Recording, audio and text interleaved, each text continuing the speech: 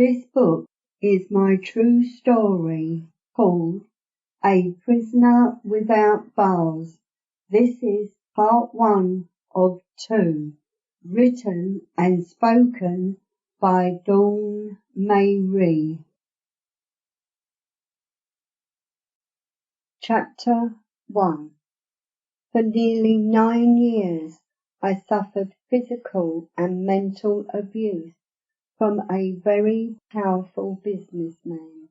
He needed to control others in order to feed his ego. He was full of hate, bitterness, and misery. This is a true story of fear, manipulation, physical and mental abuse, lies, lies, and more lies. I lived each day in sheer terror and fear, never knowing what sort of mood he would be in or when he was going to strike. I lost myself, my true identity, my mind, body and soul drained by this powerful man who lived his life by his own rules. He lived in a world of his own, wrapped up in all of his lies. When I first met Vin, I didn't like him. We were such opposites. It's strange how everything changed so quickly. He somehow managed to turn around my thoughts and feelings in such a short space of time. He was a very clever and determined man. When he knew what he wanted, he went for it with no hesitation. The year was 1990, and I was working for a friend in his sports shop.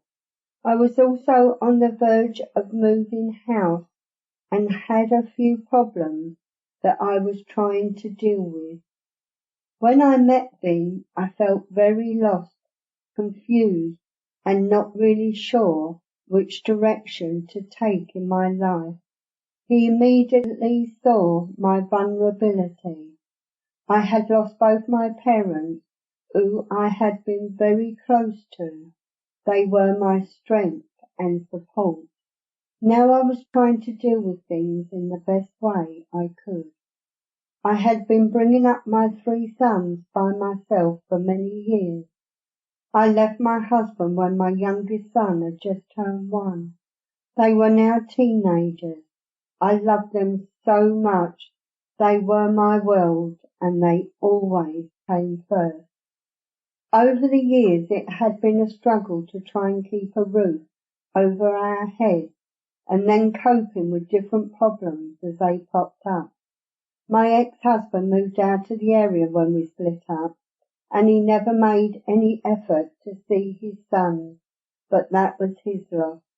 I managed well, and my sons and I had a lot of fun over the years.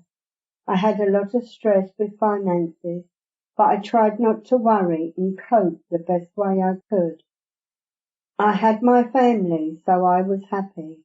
I felt very lucky and was a cheerful, bubbly person until Vin came along. He instilled in me such deep fear, anxiety and terror, which gradually changed me.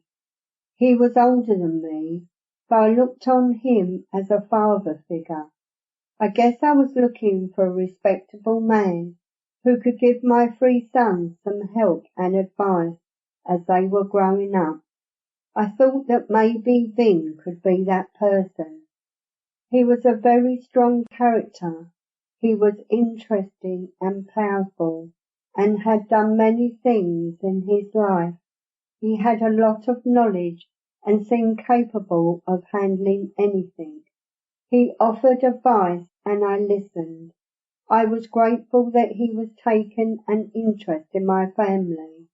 At that time I was oblivious to the person he really was. I only wanted to know the man he pretended to be. I received a phone call one night from a relation of my ex-husband. He was the manager and he knew I'd previously worked as a barmaid, and asked if I would help out the next evening. Sample complete. Ready to continue?